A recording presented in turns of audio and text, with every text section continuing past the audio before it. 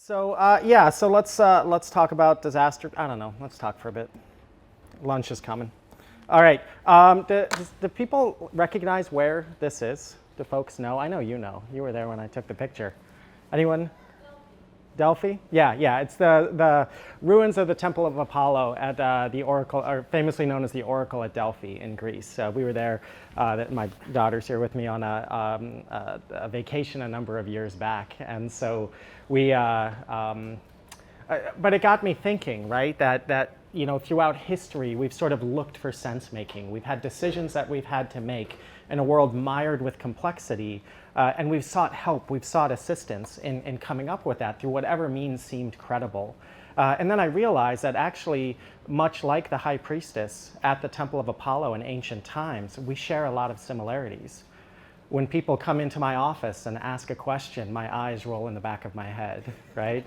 I go into a trance, I breathe heavily and mumble incoherently like, oh, for fuck's sake. Right? Perhaps I've inhaled the aroma of a sacred herb. That's a weed joke. Okay. But the reality here is that we're often confronted with many different pathways into the future, and we're seeking answers. And we often deliver them. Sorry, I forgot. Actually, my favorite story of the Oracle at Delphi is King Croesus of Lydia. Do folks know this one? King Croesus of Lydia went to the Oracle and asked, he was going to go to war with the Persian Empire and said, if I go to war, will I win? And the Oracle said, if you go to war, a great empire will be destroyed. And so he said, all right, we're going.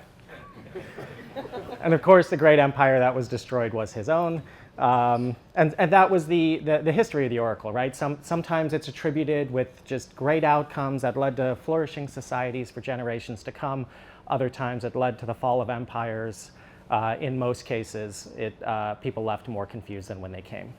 Similar to my office. Okay. So I'm at the Columbia Climate School. We talk a lot about climate change. And of course, climate change is mired in uncertainty, right? And actually, the biggest piece of uncertainty is human behavior. We have all of these different sort of scenarios, all these different strands of the multiverse, right, that we could go down. And a lot of it depends on how well are we going to get along, right? And so in disaster projections, we're projecting under different scenarios, which adds additional degrees of uncertainty. And actually, I put this slide together, and SSP 8.5, which is the worst case scenario, is now getting retired. Such an elegant thing, it's getting retired. If you read Trump's social media posts, it's not being retired. These scam artists have had it wrong the whole time, and they've finally been called out on their lying. This is one of the biggest challenges with modeling and forecast, right? You're modeling different pathways and different futures, but then when you actually do the things to prevent the worst case scenario, people say, oh, you got it wrong. Same thing with COVID, right? We look at worst case scenarios and we implement things like masking and social distancing. Hey, it wasn't as bad as you said. I'm like, I know, because we did this stuff. And so 8.5 is being retired because we're seeing things like growth in renewables and growth in technologies to reduce emissions and other factors that are making that less likely the worst case plausible scenario. Did I throw in enough words that doesn't make sense? Good. I like to use small font and incoherent words because it reduces my accountability. Okay. Speaking of small fonts, this is one of my favorite graphics. I use it all the time. It's not mine, which is why it's so good. And you can't read it, but essentially this really, really tiny font here, like your eye test here, is our citations. And it was from a colleague in Spain, Lorenzo Chileri, and he talks about, it was at this conference on urban resilience. And what his team did is they did a literature review, and they pulled together what are all these definitions of resilience. We love the word resilience in disaster management. We love it because nobody knows what it means, right? So we have to rewrite the definition every time we write a study. And so what happens is, if you're an anthropologist, you're looking at this through an anthropological lens or through the social sciences. If you're a political scientist, you're looking at it through the political science lens. If you're an engineer, you might be looking at this from the built environment and seawalls and things like that. If you're an ecologist, right? So you have these different branches and these different clusters. And we all look at this from this foundation of truth. We know what resilience is, but the experience of resilience is actually at the intersection of all of these different branches of science, of all of these different branches of knowledge. I like to say that disaster science is a lot like music, right? In music, you have, if you play two notes perfectly in tune, you hear the harmonics, the third note. In disaster science, the discovery is in the harmonics. And you can get very similar variables in very different findings in very different circumstances. Actually, I was doing a peer review for an article. I may be violating a confidentiality agreement here. I'm going to take that off. No, no, it's published. And it was on a protective factor of religious institutions in mental health. And so exposure to religious institutions. How many people think exposure to faith-based institutions was, the question is beneficial or harmful to mental health? How many think beneficial? How many think harmful? Great, so if you raised your hand to either the prior answer or this answer, I have a study for you to validate your beliefs. And it's true. So I'll give examples. In the Gulf Coast after Katrina, there were some very specific studies done in areas where people were told, you know, your house was destroyed because of your lack of faith. I'll let you guess which one that correlates with, right? And then we were doing work after Hurricane Harvey, and in Texas, and faith-based institutions are a massive part of the social fabric. We're actually helping counsel people how to get access to funding if they were denied FEMA funding. It might be an application error, and so really sort of helping through the mechanics in the process. Now you can imagine that can be very beneficial. So the knowledge coming in from the branches, the data and its relationship holds true. The context in which it plays out was very different. I get very emotional talking about science. Give me just a minute. No, I'm allergic to everything in California. So I love it here. I grew up here. I have data to support that. I had a lot of itchy spots on my back at the doctor's when I was young. The barbaric time when they scratch that crap in your back and you just had to itch. All right, I'm over it. We can focus. I get off track a lot. Okay, so now we have to shoehorn this into how we organize ourselves, whether it's in academia or within civil society. When things get really complex, what do? We break them apart. We specialize, right? We break it into disciplines. We reduce things down into component parts. So that so let me talk a little bit about my book with my colleague Ellen Carlin. And so one of the things when we wrote this book is it was in early COVID, and we were writing some op-eds and kind of angry at stuff, and that worked for a while. And then we were going to do a whole series, right? It was going to be like in Hamilton, right? The Federalist Papers, right? We were going to write, but I don't write like I'm running out of time. So instead we said, let's take a step back. Something's not working here. We had spent a lot of time working on bioterrorism preparedness and pandemic preparedness, and we were sick of people saying, oh, we couldn't have seen this coming, right? And then, so we asked ourselves, why aren't the plans being used the way they were written? Is this a planning issue? Did we write the plans wrong? Is this a leadership issue where leadership is refusing to use the plans? And we're like, there's something else going on here. So the premise of the book is to look at what are the incentive structures? What are the business models? I feel like with the shape of the room, I bias towards this side. I'm going to give you guys some love over here and stand here a little bit.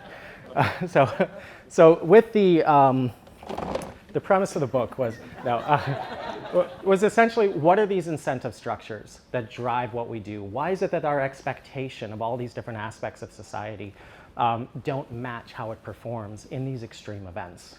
And so what we did with the book was we essentially, now I see why I spend more time on this side. All right. Is we essentially looked at what we call the modern era of disaster management, really the post 9/11 years. And so we look at sort of different sections, which I'll go through in just a minute. But we refer to these post 9/11 years because this is when things really accelerated in the disaster knowledge space and disaster publications and disaster research. There were groups that existed before, there was work that was being done before, but in general, it's still a very, very young field, right? And so we focus on these eras and these different clusters, and we look through the disasters and we look at the responses in each of these sections across 4 different groups: government, nonprofits, academia, and the private sector. We joked that we were never going to be funded again. That's not funny anymore. But anyway,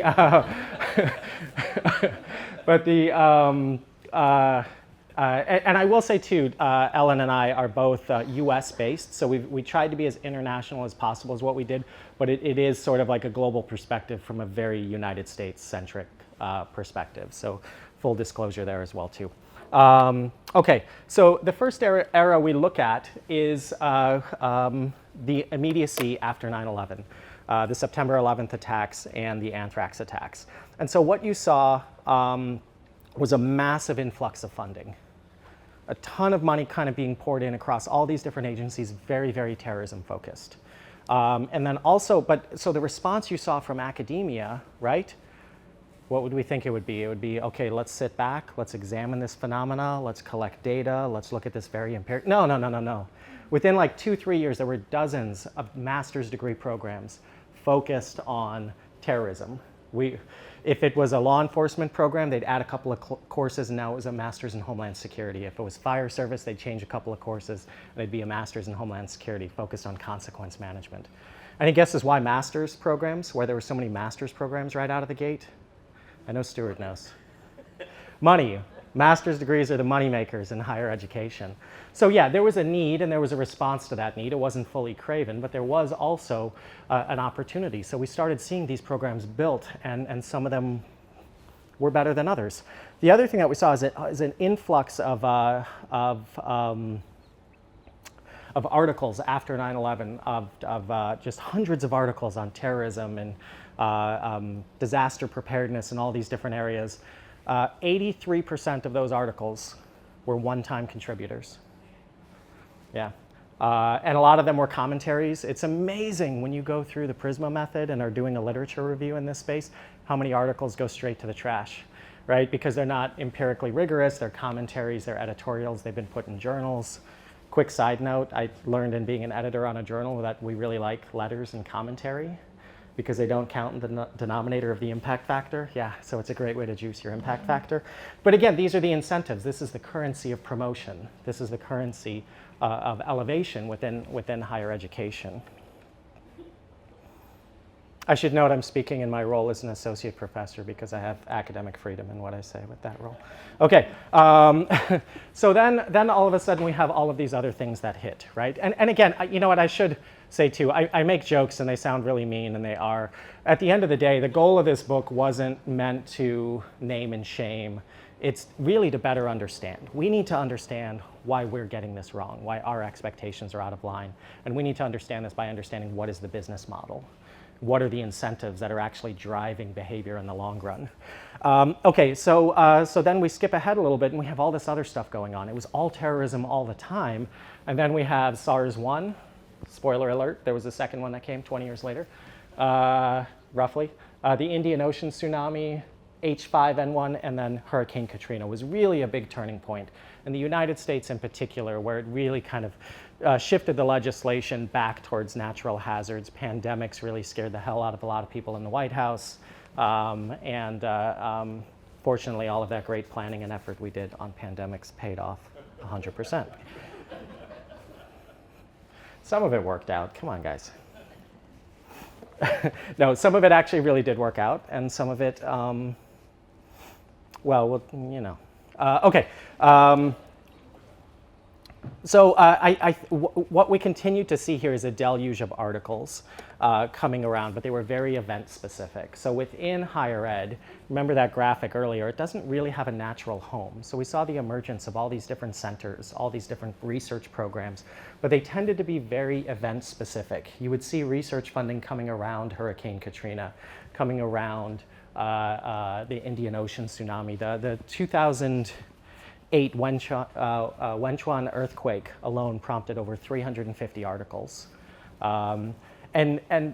We talk a little bit about this in the book, is that these research centers, you know, there's well over 1,000 globally. I can't remember, it's a couple of thousand. Within the US, it's a couple of hundred in these organizations, and they're all different, right? It's not like an AI center or a medical center or something like that. If you're based in a school of health, you're focused on health and healthcare impacts of disasters. If you're focused in a geophysical sciences department, then you're focused on maybe volcanology or something like that, right?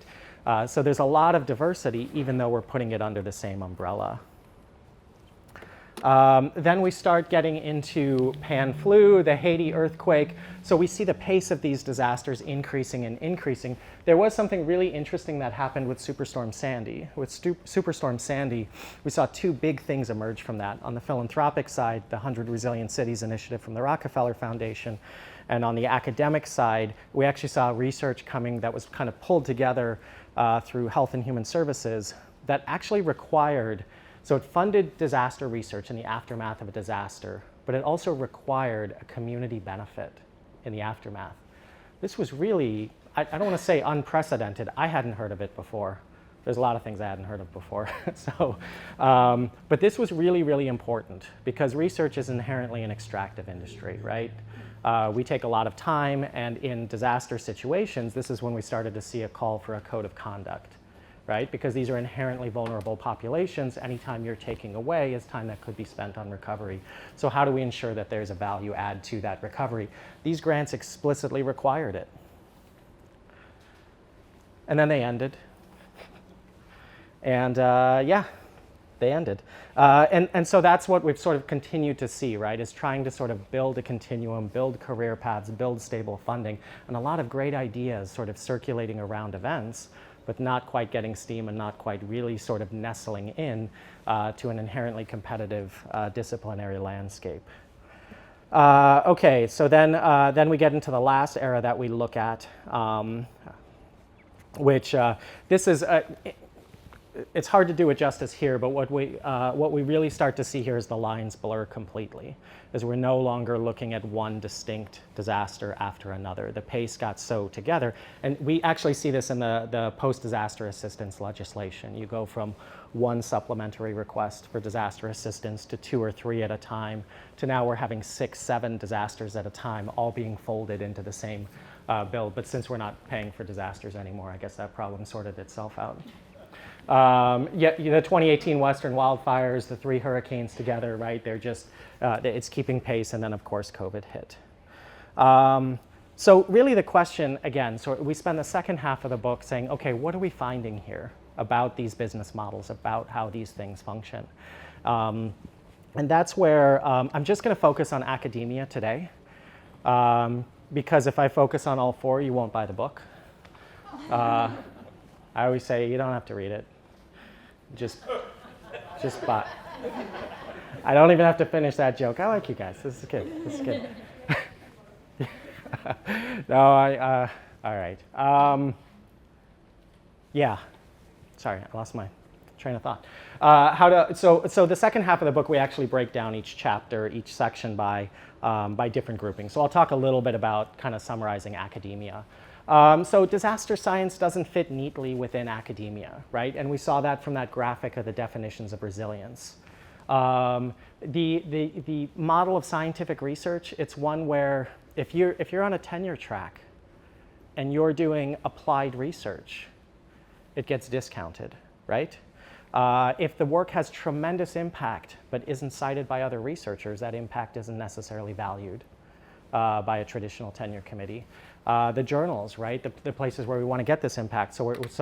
I didn't speak as much, but we did see an increase in the number of journals. Disaster journals generally don't have great impact factors, especially relative to more of the hard sciences and things like that. Even though disaster practitioners will use them, disaster policymakers will use them, the way that they're using them, they're not citing the research and writing the article. If you have too many co-authors, right? If you're too interdisciplinary, that can be discounted in that promotional process. So it's one of these things where we talk out of both sides of our mouth, right? We promote interdisciplinary work, but it actually becomes very hard to get that through a traditional tenure process.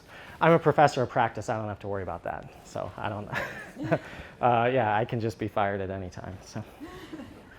And just let me check my, nope, still here. Okay, so no, but it's but it creates something, this is not unique to the disaster sciences, right? This is something higher ed has been wrestling with across really around the world, where you have this imperative of society and frankly donors really demanding more contemporary benefit.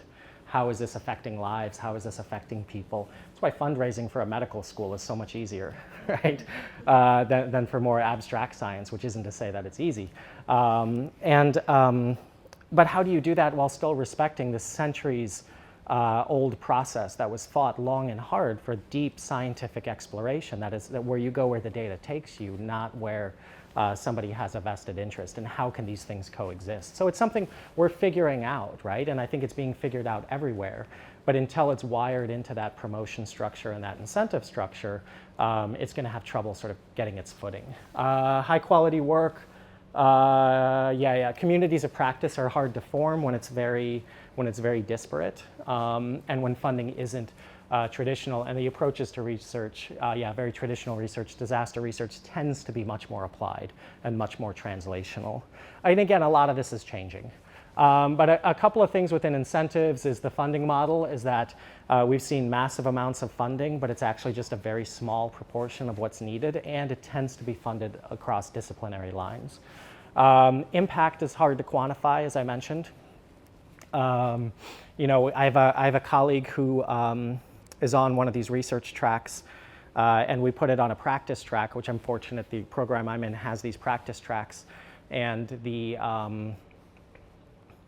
he had some good articles and things that are out there, but people on the appointments committee would say, like, I don't know, is this a good journal? And I was like, hell yeah, it is. I don't know. But then the other is he built a learning management system that's trained over 150,000 people around the world in disaster management issues. How does that fold into it, right? How do these things pull into that? So even within our school, the newest school at Columbia, the climate school, we're looking at these kinds of metrics. How do we have complementary metrics? How do we have different tracks to value impact in different ways depending on what we're following? Scientific reductionism remains very central, which is very, very important in a lot of fields. But again, it doesn't leave a lot of space for the harmonics, for that intersectional work. And then finally, I had Claude do my slides, so I'm as surprised as you are at what comes next. So, no, I actually, okay. It was a misfired AI joke. Let me give a thumbs down on that joke that it gave me. Okay. See, I got it back. And it's very messy and it's very interdisciplinary. So then the question comes, okay, this is a great description of the messiness of interdisciplinarity. Thank you, I appreciate that. But now the question is, how do we actually operationalize that? What do we do with that? So I'm going to talk a little bit about some different fields we've drawn from. One of the great things about being nomadic as a researcher across many different disciplines is we get to pull in a lot of different ideas. So one of them that I like to pull from the business sector is the emergent strategy, the concept of emergent strategy. And emergent strategy is this idea we spend all of this time planning a strategy, planning how we're going to do something, making plans for how to respond to a pandemic, right? We did it for 15 years, 20 years leading into COVID. COVID happens. 3/4 of that gets thrown out, and then we have to rebuild it along the way for a variety of different reasons. This is emergent strategy, and this happens in business all the time. There are disruptive technologies, there are changes in market dynamics, there are blockades on Straits of Hormuz and other things like that that dramatically alter the business landscape. And so the idea behind the emergent strategy is rather than spend so much time on what's called deliberate strategy, is you spend it on sort of 3 tiers.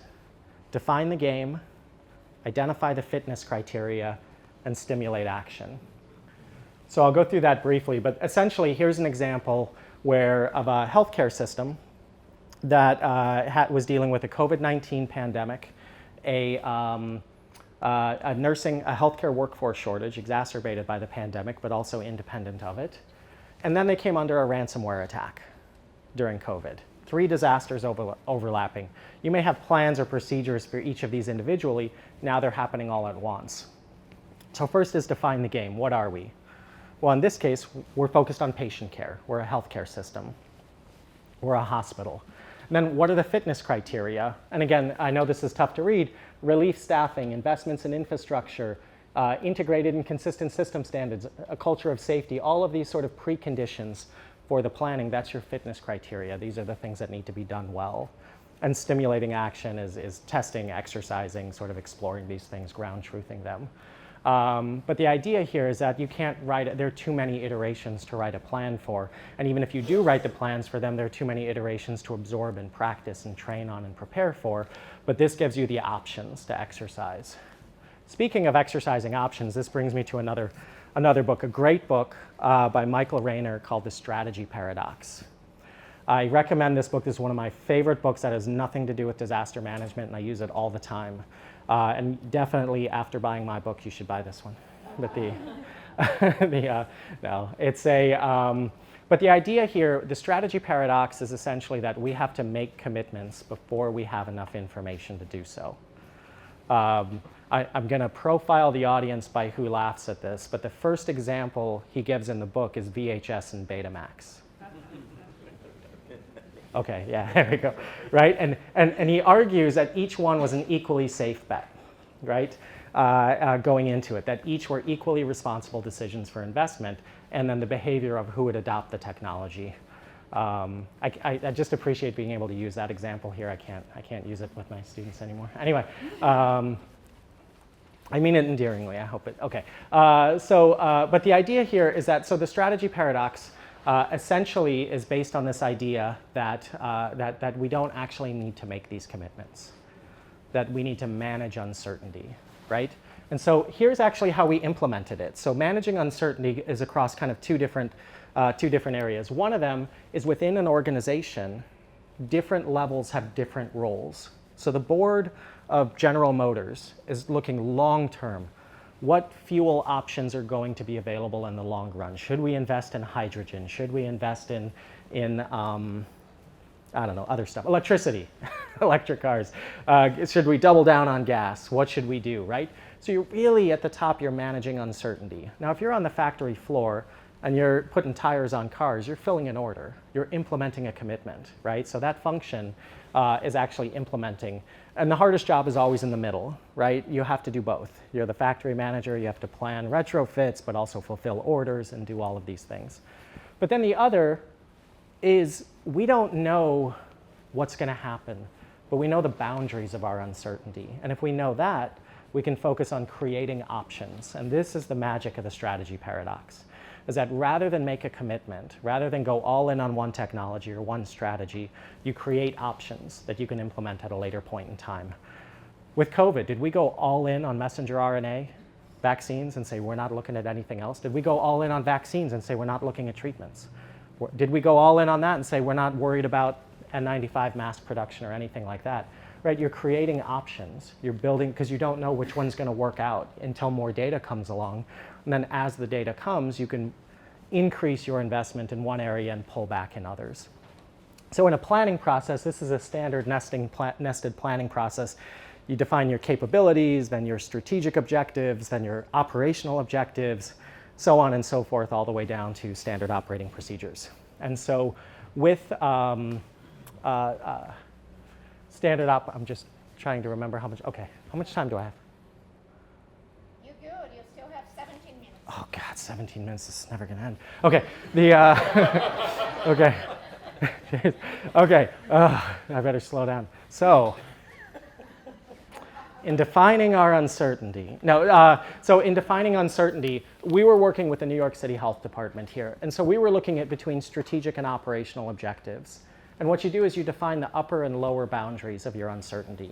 You have to define your uncertainty. What's one of the biggest uncertainties in public health? The one that everyone complains about behind the scenes, but is too afraid to go out there and talk about publicly, especially now. That's a big hint. Any guesses? Just shout it out. It's prison rules. What's that? The administration, yes. Politics is one of the biggest ones. You could have too much political interference, right? Like actually asking you to do things that are not empirically required. One of the ones during Ebola in 2013, one of the people who came down had taken the subway the night before, so they sanitized all of the cars on that train line. There was no medical reason, there was no medical reason related to Ebola that actually said that, that required that, right? But it required an operation to be implemented, right? And then there are other things. We've had issues with like Legionella in the city where it was tough to sort of raise the alarms on that. So then implementing that strategy is going to require more communications, more, we don't say lobbying, so whatever we say instead of lobbying. Advocating. Advocating, there we go, yes, yes. Educating it, right, on this to try to raise the alarm. So what you do is you end up creating this box. And you don't know what's going to happen within the box, but you know what the box is, and you create options within that. And then, so here's an example. We were working with an electric utility. I skipped one earlier on. Did I? I did. You guys didn't tell me. All right. You were hoping I wouldn't notice. But in talking about uncertainties, so here we are in COVID. Anybody recognize this box? This is from the New York Times early on. And this red box is the uncertainty based on just two variables. It's based on transmissibility, the R0 value, and the fatality rate, the morbidity and mortality rate. And so early on, this is actually a logarithmic scale, so that red box is even bigger. Based on this, in early 2020, this is where we figured COVID was going to fall somewhere between a bad flu season, polio, and just shy of the 1918 Spanish flu, arguably the worst pandemic in human history. Somewhere between there. Right? And so this is what we had to start planning for and start contingency planning, right? And then here we have, again, very small font for lack of accountability on my end, is from a letter we published. We were working with an electric utility, and they were modeling based on workforce absenteeism. Certain jobs in the utility, control rooms, the people putting the lines up, right? If they can't do it remotely, and if they don't show up, the lights go out. And so we were trying to help them come up with, and we could pull from the data things like average hospitalization, severe illness, what is the average time in the hospital?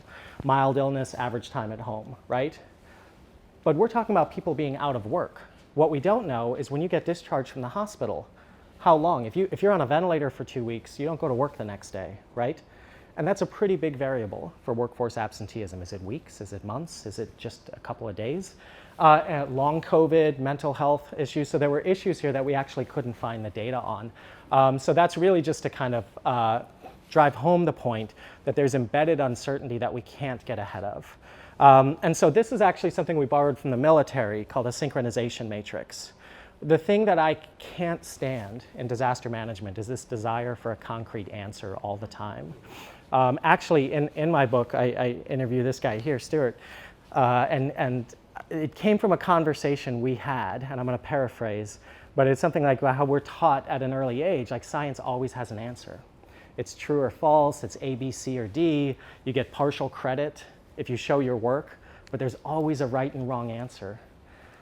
When in practice is that ever the case? When in practice is it ever that clear? We thank God when it is that clear because so often it is not, right?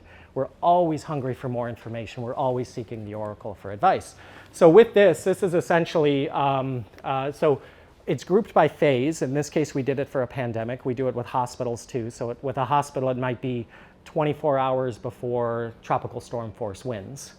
And then these are the decisions necessary. We were working with this utility, looking at different packages of intervention, social distancing, masking mandates, things like that. So different packages. I use the hospital example because in that case, 24 hours before tropical storm force winds, you have to make the decision on whether or not to evacuate. Because it takes 24 hours to evacuate. If you don't make the decision by then, you've decided not to evacuate. You just haven't realized it yet, right? So this tells you the decision that needs to be made at this phase. The threat information, we were working with an analytics team, so bolded items are things we could pull from models and analytics, kind of hard data, right? So the threat information, again, the R0 value, the rate of spread, the fatality rate, the hospitalization rate, all kinds of the epidemiology of the virus.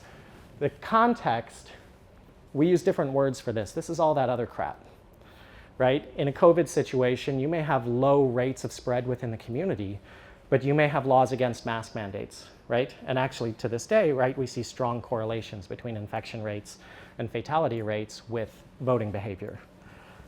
I'm not judging. There's actually a very, I think, important discussion to do about the role of health and compromises that we take for granted.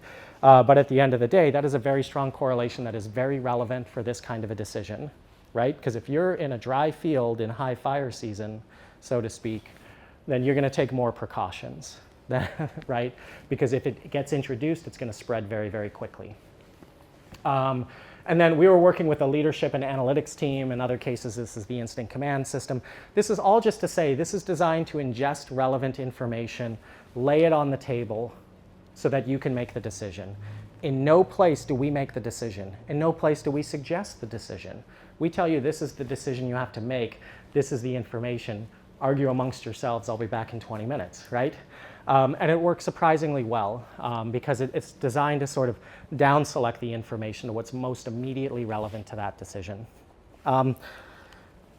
Okay, so I do want to take a minute to kind of acknowledge that universities, let's talk about activism and protests. This is a very raw subject, I think, for many of us. And actually, I even debated whether or not to talk about this. Then I forgot I put activism in my slide title, so I felt kind of stuck. Claude, I think. I know, can't trust that guy with anything. All right, yeah. No, so no, and I actually did use Claude for this because I said, look, let's talk about, like, help me kind of understand, pull in some different protests and give me some examples of ones that were well-grounded, some that weren't well-grounded. And these were some of the examples that came through. I get the irony of using a less than rigorous empirical method to complain about lack of empirical rigidity in research. And anyway, to quote Stevie from Schitt's Creek, if it makes you feel any better, no one hates me more than me. Okay, so so we do have some that have stood the test of time, right? We have some that are well-grounded here. Walkout over royal interference in student deaths, right? We have the protest over government interference. We have the civil rights era, right? Well-grounded in research, well-grounded in kind of a moral imperative, really being supported in the interest of society. And then we have others up here. This was my favorite. I had not heard about this. And if anyone questions the value of AI, know that if you didn't hear about this today, it's because of AI, that you now know about the Harvard Butter Rebellion in 1766. Yes. This was actually, they were protesting the rancid butter that students were being served at Harvard. And it actually led to riots, it led to protests. There's a quote from Thoreau's grandfather, stood and declared, "Behold, our butter stinketh." God, I hope that's not a hallucination. So anyway, right? And of course, it was a petty grievance. And after all of this talk about principle and all this other things, it was just a bunch of people who could tell the difference between butter and I can't believe it's not butter. So, but then we have actually in the 2010s a lot of speaker disinvitations. And this is going to be controversial. I'm not talking about the Me Too era, and I'm not talking about really sort of more egregious. I'm talking about sort of political leanings where we have world leaders invited to speak that are being disinvited. And it really hasn't stood up very well because as an institute of higher education, we're denying a voice of world leaders and world shaping. And we can argue each one individually, but the pattern here was a big wave of disinvitations ranging from Christine Lagarde from the IMF, Condoleezza Rice for Rutgers University, among others. And so so it really sort of draws into this question, where is this line between social activism really being activated by universities versus really stepping away from kind of that? And I'll give a more specific example. I do want to touch on this one, the Gaza war encampments, and that one's yellow. That's actually probably the worst color that I could have put next to that because it means I didn't take a side. And this was the hardest thing I ever had to do in managing a center because I have students and I have staff who work for me, or at least at the time. There's been a lot of changes, I'll talk about that in a minute, who had families. I got a dead battery, but that's all right. I'm a blowhard. So I had students with family in Israel affected by the Hamas attacks, right, who were afraid to come into campus. And I also had staff with family in the Gaza Strip, cut off, not knowing what's going on, right? Who wanted to yell and scream and really communicate the importance of this. This was world-shaping events based on really important things that we needed to talk about. And it devolved into something that there was no space for that conversation. There was no way to have a rational argument for it. The only real winners of these protests were the Trump administration, constantly shining a light, exploiting, fueling the fire. But let me give a more personal example. My predecessor as director of the center, I was deputy at the time, and a mentor of mine, Dr. Erwin Redlener, was a pediatrician and children's advocate, wrote a lot of op-eds about the administration, and this is under Trump 1, the issues of the children's deaths at the border. Really calling out all of the bad policies. Actually, through a colleague, was reached out by the director at the time of Customs and Border Protection and said, you know, we want help figuring this out. It's making me sick to my stomach.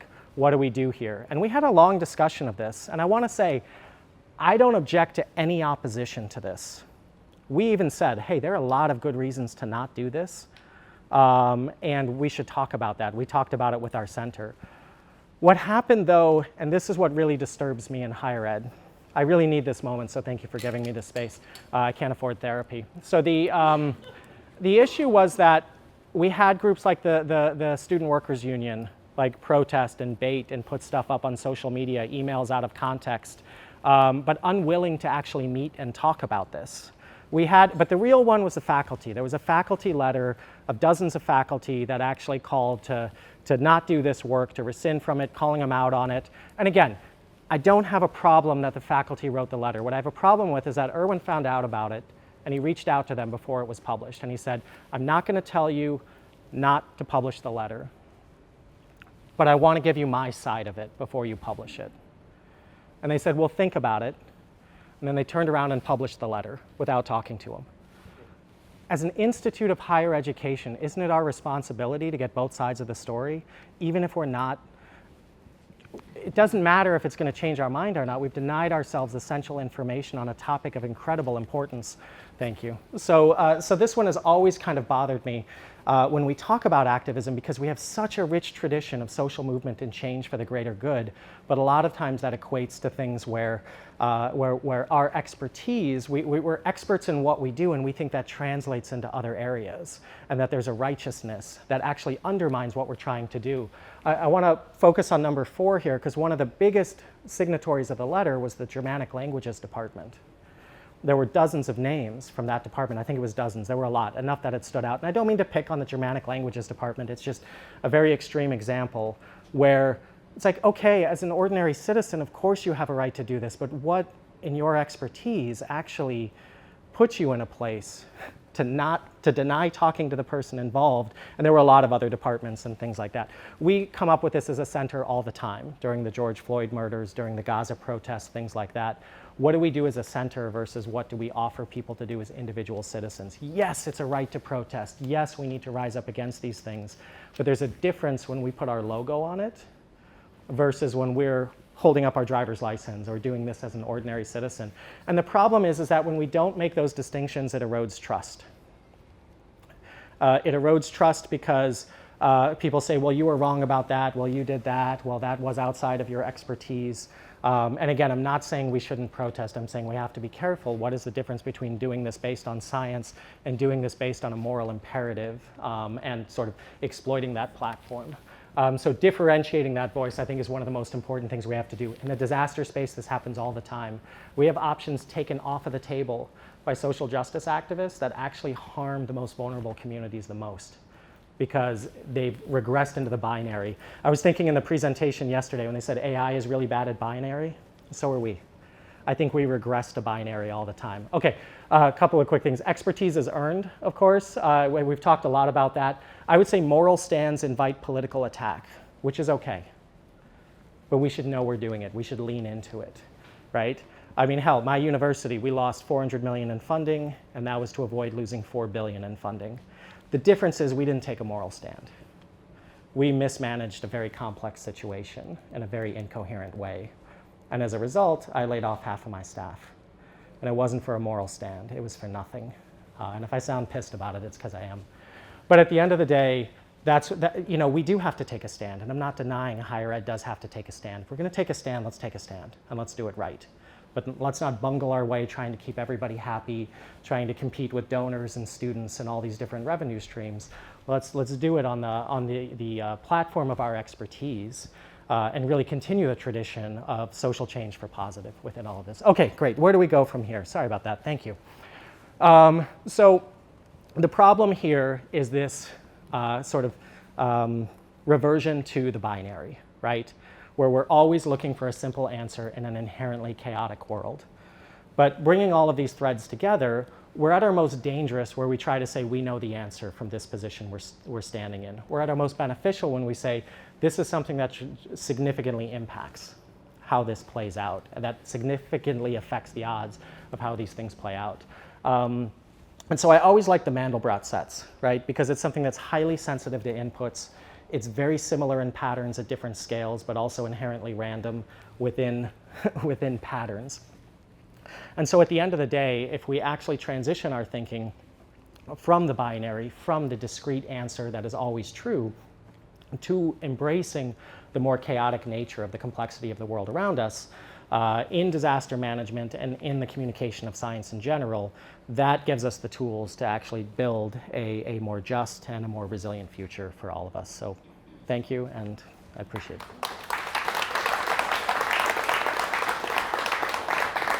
Okay, we have time for some questions. Thank you, Jeff. But I'm going to take the privilege of asking the first one, because during your lecture, I was thinking that the teaching of critical thinking and disaster preparedness have so much in common, and that is kind of disturbing.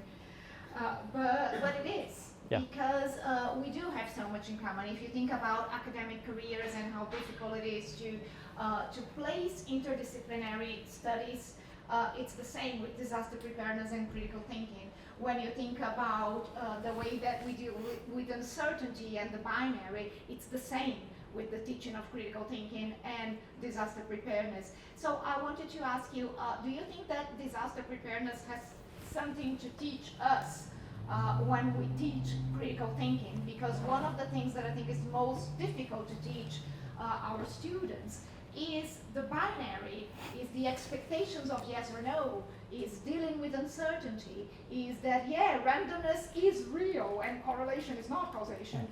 So do you think that disaster can help us in our teaching? I think it does. I think it has a lot of the same pitfalls of a lot of areas where in a world of unlimited resources, the solutions are very easy. And so a lot of the exercises that you're using, I use variations on in my own classroom. It's like, okay, here's the problem, let's fix it. Now let's add a constraint. Now let's add another constraint. Now let's add another set of interests that are competing interests. In working with our students, we do these group negotiations, and I give them a topic like a flood control program. This is based on the Houston flood bond, where they use social vulnerability data to determine as a big factor in what got funded. And I have half the students sort of on the city justifying that, and half the students get assigned to the homeowners association, saying, how come all of our tax dollars is going to help the other side of town? And the idea here, and they get really uncomfortable, and it's a lot of fun. But but ultimately, what this exercise is meant for is how do you make the value proposition, right? Don't make it how you want to hear it. How do you explain this to, you're this homeowner, you've worked your whole life for this house, you don't identify as being racist, so you can't call someone. Some people do, so but it's, right? So, but how do you may be better off than others in aggregate, but as an individual, you're having trouble paying the credit card bill and things like that. So to really help generate empathy and help understand that these are very complex problems with trade-offs. And idealism is the North Star we want to point to, but then there's a pragmatism that has to be shaped around this. In terms of how do we keep moving in that direction at the fastest pace that we can without leaving people behind. So I think the chaos of it is a very good place of exploration for these themes. Thank you. There. I can't resist the campus activism Sure. example. As a member of the Jewish Leadership Council on our campus, I got to sort of observe our response from the inside. So I see some of the things that you're observing, like being driven by fear. I also felt that in the drive to consult communities who have a stake in a particular problem, sometimes we consider those communities as sort of monoliths in their beliefs, and that can drive mistakes. But also, we were like a bunch of retired lawyers, professors, a couple people who work on campus. So we were just enormously the wrong people to consult about the policy about free speech. Place and time where the police department stores their military equipment for protest. It was just very jarring. So I guess there's a question in there, which is like, how do you how should leaders avoid doing that, or is just the consulting communities pro forma and it's just something you have to do while you plan properly? Yeah. To be fair, I mean, I'm obviously very critical of our university's response. I would say that, you know, in a lot of situations, I mean, people are right to be mad, but they're not mad for the right reasons. Yeah. I don't think that, I'm trying to decide how much trouble I want to get in here. Yeah. Look, Same. I mean, we have this illusion that there's a strong moral compass and there's a strong moral direction and there's strong capable leadership in managing crises, and it's just not true in higher ed for the most part. And so there are exceptions. There are people who lean into this and who did a really good job with this. Columbia is not one of those examples. And we saw a lot of leadership transition and things like that. And really, like, I'd like to say that the direction we were pointed in was wrong, but I don't know what direction we were pointed in. There was consultation and there was this free speech, but then there was, so, you know, I'll give a few examples. Like we had students who were called in to be expelled because they were filmed in a building where a protest took place, but they were just going into their professor's office to drop off a paper, right? So the very nuts and bolts of the policies on how you put this together weren't there. And so I think that,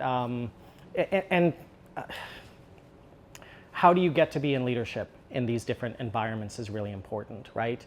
I mean, my uncle's a partner in a law firm, and he says you spend your whole time doing client consulting, and then all of a sudden, the goal is to be partner, but to be partner, you're part owner of a business, which is a completely different skill set, maybe not completely different from accounting, but is a completely different skill set than what you've trained to do your whole time, right? We do research, we publish papers, we get impact factor, and now all of a sudden we're responsible for the safety and well-being of a bunch of people with no crisis management training, probably very little, if any, HR training, and all of these different things. So I think we also have to look at how we build the business of academia, because it's not one that is sort of sheltered behind the robes in the ivory tower, but it's one that is very, very much exposed. And the more funding sort of comes from softer sources and private donors who are very politically inclined and things like that. So there's a lot more to unpack there in terms of those relationships and how they expose you. My daughter was a crisis management consultant when she was like 26 or something, so she was writing bullet points for the president of Tulane about, you know, an incident they had, and I think it reveals how much trouble we have with expertise needed to be effective. Absolutely, yeah. Our president did a fine job. And I don't mean to comment on anyone else on that response, at least not in front of you. Yeah. Great. I just wanted to ask a question of clarification, and pardon my ignorance if I missed it or I'm lost on if there's something I should know here. You said you had to let go half of your staff, and ultimately it was for no reason. Elaborate on why that was. I just kind of got lost right there. The $400 million in funding cuts, the exposure to all of the politics of, and you're right, I glossed over that. Within, so there was a massive backlash from the Trump administration. And Columbia University was targeted very, very aggressively with all of this. At one point, we had something like $4 billion. Although the numbers were thrown out in the news, no one actually knows where these numbers came from on the government side or elsewhere. So because of the protests? So there were a number, it's all sort of conflated here because there was a mix of, but yes, as a lot of funding streams were pulled back, so there were a number of grant programs that were canceled. So as a center, we're 100% soft money funded, so as many of these federal grants got canceled. Some of those eventually came back, but not the ones that we were involved with, and the safety net had been depleted kind of within the university. So it created an ecosystem of hemorrhaging money from the loss of these federal grants. And a number of staff in this were caught up in just these massive cancellation of grants. Some of them I actually do believe were fundamentally illegal in the funding streams we lost. But as a university facing $400 million in canceled grants, why are you going to focus on your counsel's office on, you know, $500,000 on this one grant across all of them? So yeah, it was we got hammered. It was a very tough couple of years before the agreement was made, which I think was just enough so that everyone was happy enough to not be happy. And so things have stabilized at this point, but the backlash and the targeting of the administration continued up until really a year or two ago. Yeah. More questions?